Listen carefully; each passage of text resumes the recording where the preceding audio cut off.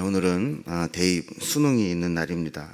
그야말로 결전의 날입니다. 오늘 하루의 시험의 결과가 우리 아이들의 입시에 큰 영향을 끼치기 때문에 많은 사람들이 특별한 부담을 갖습니다.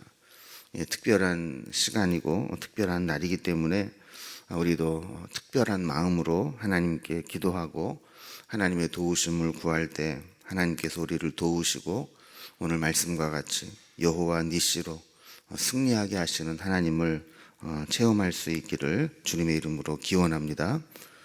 오늘 본문에 보면 기도와 전쟁의 상관관계에 대해서 설명을 하고 있는 모습을 보게 됩니다. 출애굽한 이스라엘 백성들이 이제 가나안 땅으로 가는 도중에 이 광야를 이제 지나고 있었습니다. 근데 광야를 지나다가 르비딤이라는 곳에 이르게 됩니다. 17장 이제 전체가 르비딤에서 있었던 사건인데요. 오늘 이 아말렉과의 전쟁 이전에 17장 1절 이하에 보면 이 르비딤이라는 곳에 도착을 했을 때 이 백성들이 마실 물이 다 떨어지게 됩니다.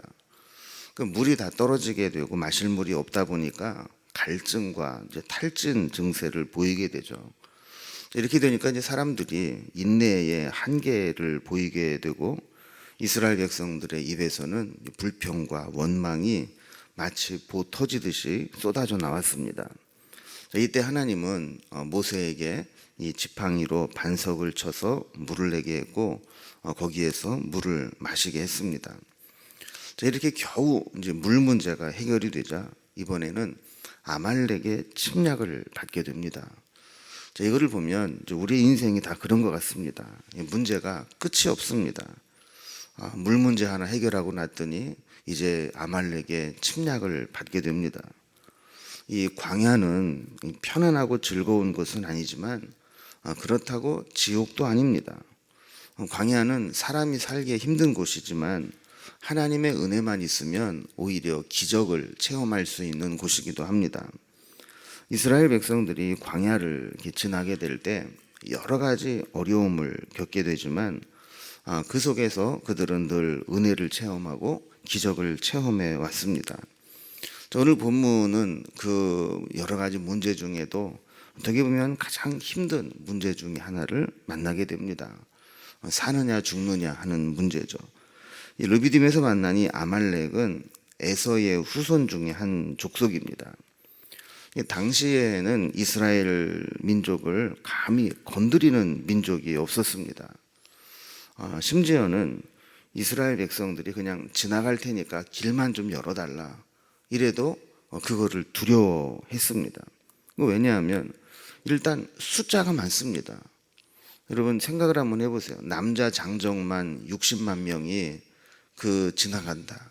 그럼 보통 성경에 나오는 숫자는 남자 중에서도 군대에 나갈 수 있는 장정만 계산을 하니까 여자하고 아이들하고 노인의 수까지 다 합하면 보통 이 숫자의 한 3배 정도 보면 된다고 그랬잖아요.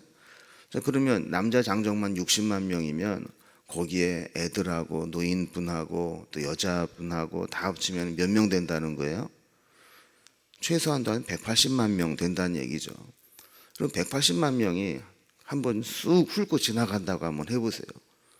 물만 한 컵씩 먹고 가도 그 물이 얼마나 많이 필요하고 돌만 하나씩 들고 집어던져도 그 돌이 쌓이면 얼마나 많겠어요.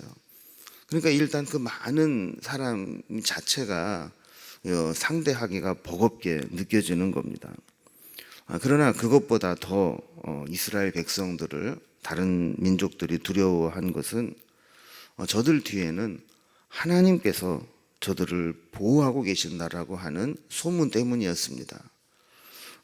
애굽의 바로를 항복하게 만들어낸 하나님이 있습니다.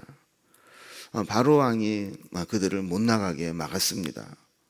여러분 그 180만 명의 노예를 노동력으로 환산을 하면 그 경제적인 가치는 어마어마한 겁니다.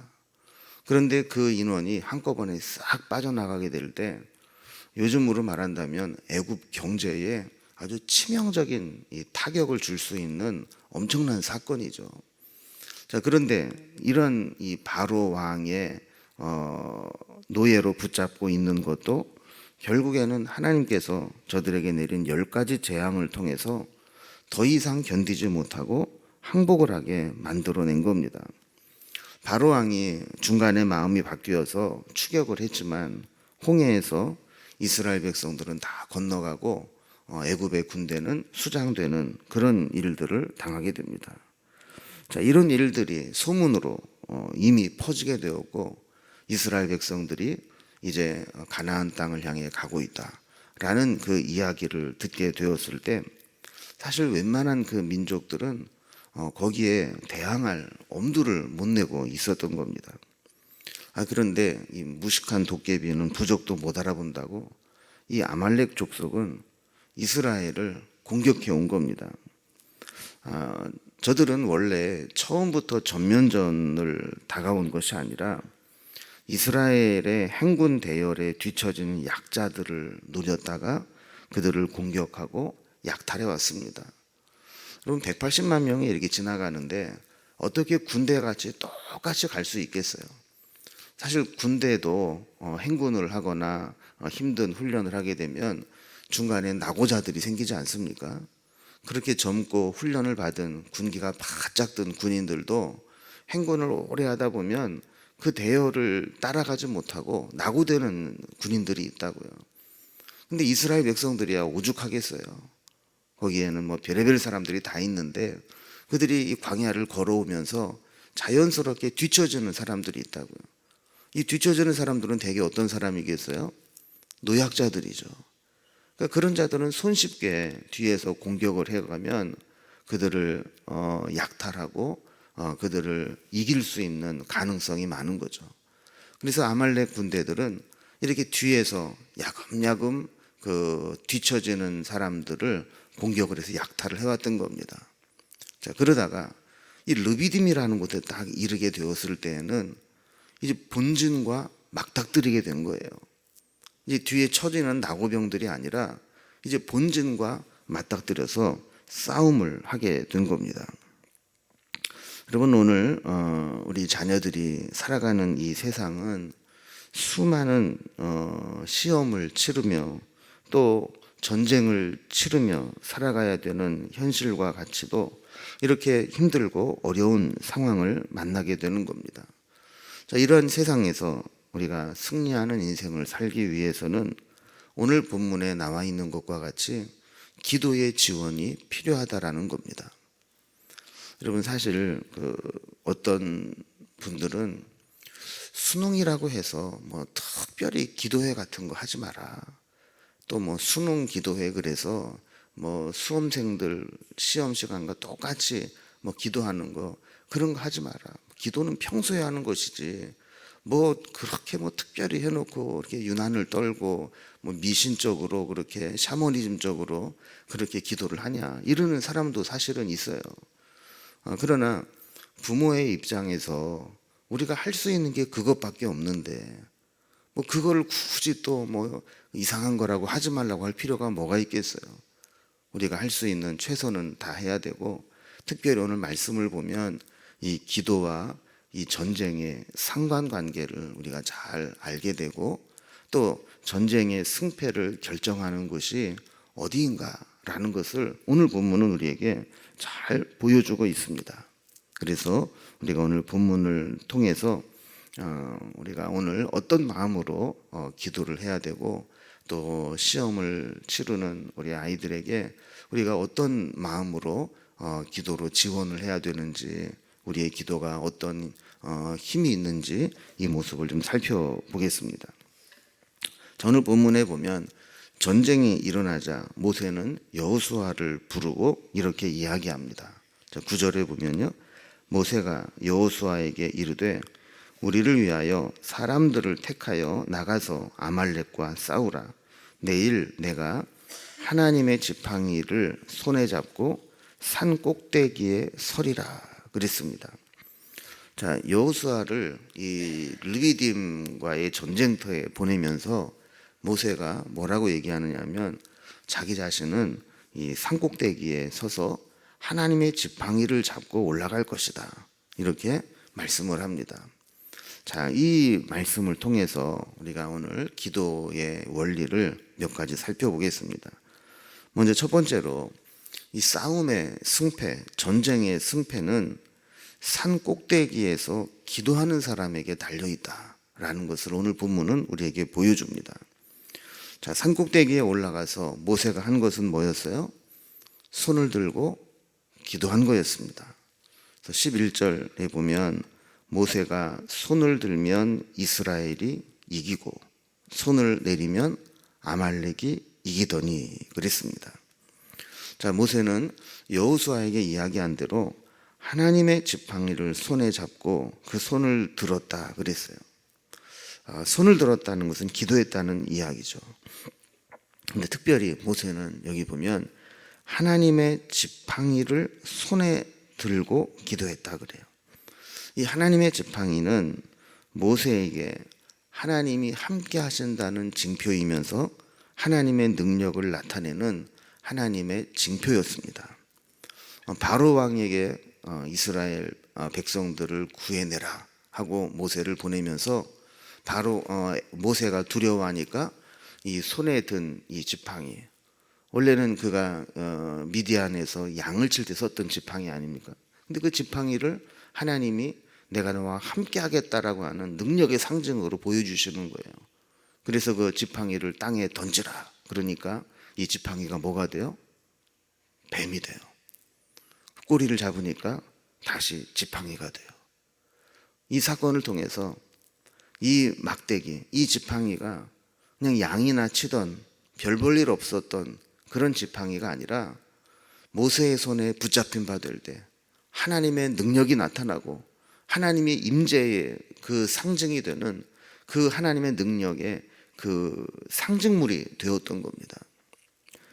여러분, 뿐만 아니라 이스라엘 백성들이 홍해 앞에 섰을 때 하나님께서 어떻게 하게 했어요?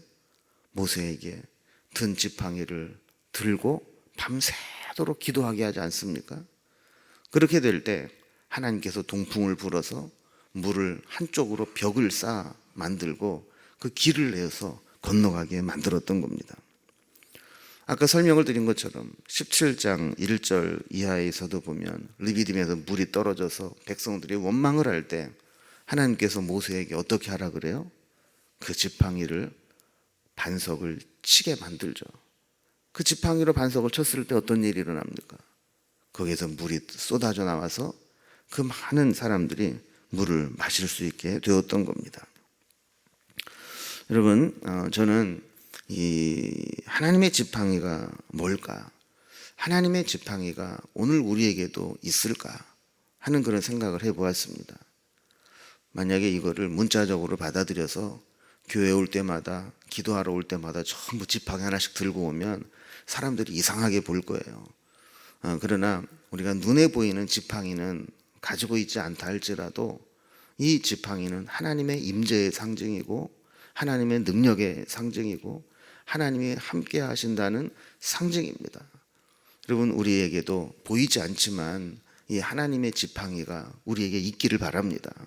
그래서 그 믿음의 지팡이를 볼 때마다 그렇지, 하나님이 이 지팡이를 통해 나와 함께 하셨지. 힘들고 어려울 때마다 이 지팡이를 통해서 하나님의 능력을 나타내셨지. 이렇게 확신할 수 있는 그런 무기가 되어야 되는 겁니다. 오늘 본문에 보면 좀 특이한 장면이 하나 벌어집니다. 이렇게 모세가 지팡이를 든 손을 들면 이스라엘이 싸움에서 이기고 피곤해져서 손이 내려오면 아말렉이 이기게 되었다는 거예요. 아마 처음에는 그걸 잘 몰랐을 수도 있습니다. 그런데 기도하면서 산 밑에 르비딤 골짜기에서 벌어지는 전투를 보니까 이스라엘이 막 힘을 내서 막 이기기도 하다가 또 계속 또 밀리기도 하다가 그런 것들을 경험하게 된 거죠. 왜 이런 일이 일어날까 봤더니 모세가 손을 들고 기도하면 이스라엘이 막 힘을 내서 막 나가다가 이 피곤해져서 손을 내리고 쉬고 있으면 아말렉이 또 막 힘을 내고 다시 기력을 되찾고 손을 들고 기도하면 다시 여호수아와 이스라엘 군대가 또 막 이기고 이거를 이제 보게 된 것이죠. 여러분, 기도의 능력이 여기에 나타나는 겁니다. 모세가 산 위에서 기도했지만 그 기도의 결과는 골짜기에서 싸움을 하는 군대들에게 그대로 나타나고 있다라는 겁니다. 여러분, 우리가 기도하는 이유가 여기에 있는 것이죠. 그것이 비록 거리가 있고 또 시간적으로 차이가 있다 할지라도 전쟁의 승패는 전쟁터에서 있는 게 아니라 그 위에서 기도하는 곳에서 승패가 난다라는 것입니다. 여러분, 우리에게 강력한 지팡이, 강력한 무기는 기도입니다.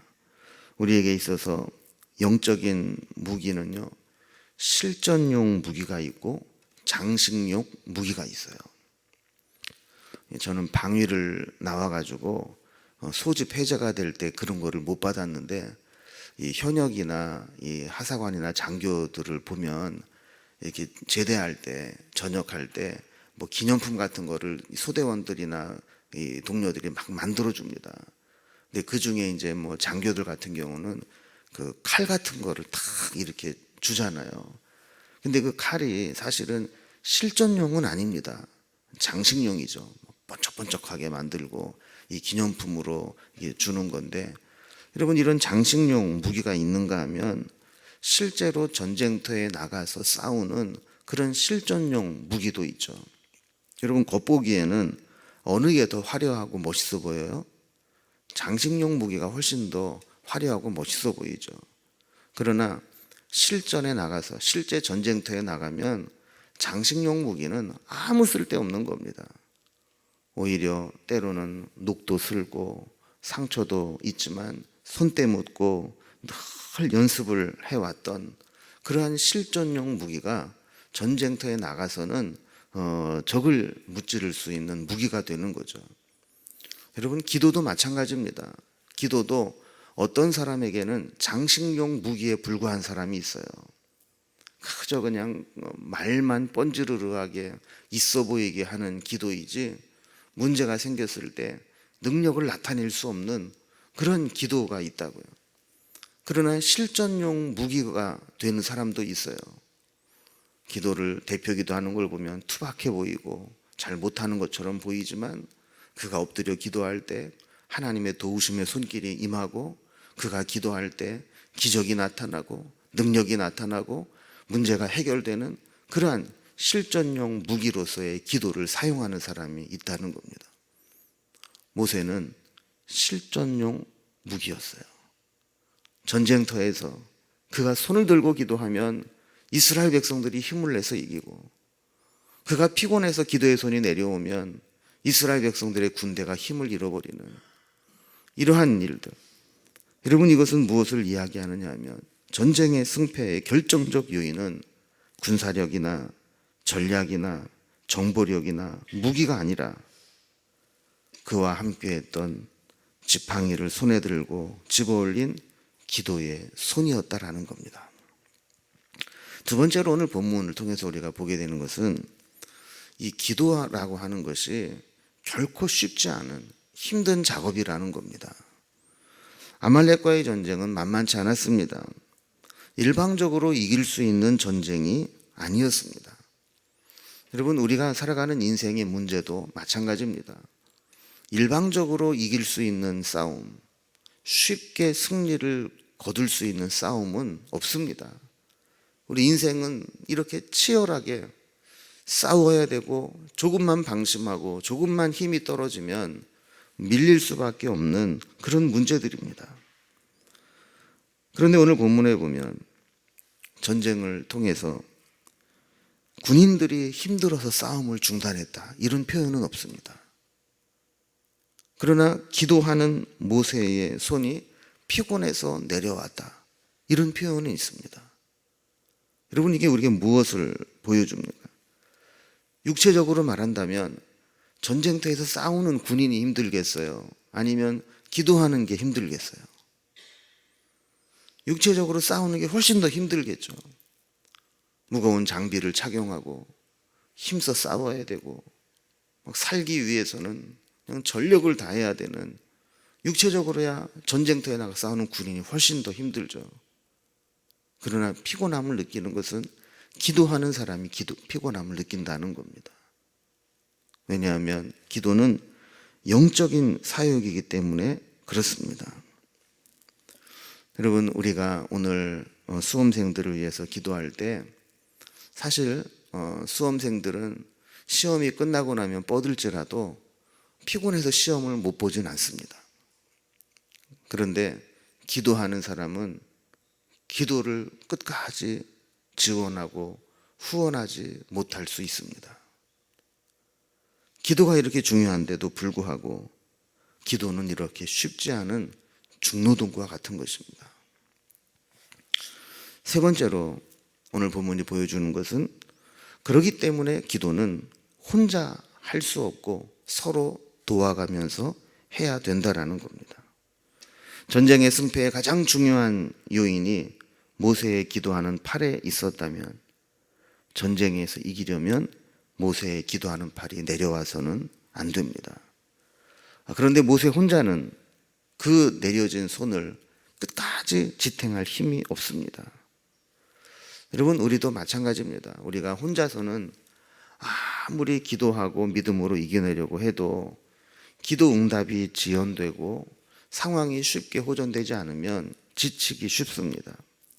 아무리 기도하는 사람이라고 해도 항상 능력을 나타내고 항상 승리하는 것만은 아닙니다. 때로는 지치고 피곤하고 낙심하게 됩니다. 자, 모세가 팔이 피곤해서 내려올 때 그와 함께 올라갔던 아론과 훌이 어떻게 했어요? 큰 돌을 가져다가 모세를 거기에 앉게 하고 그리고 손을 들고 양옆에서 한쪽 팔들을 붙들어 올려서 기도의 손이 내려오지 않게 했던 겁니다. 여러분, 우리도 마찬가지죠. 만약에 혼자 기도해야 된다면, 혼자 영적인 싸움을 싸워야 된다면 기도의 응답이 될 때까지, 영적인 승리를 경험할 때까지 지속적으로 끝까지 기도하는 것이 쉽지 않을 겁니다. 그래서 우리는 모여서 기도해야 되고 기도하는 사람들끼리 서로 위로하고 격려하면서 기도해야 될 필요가 있습니다.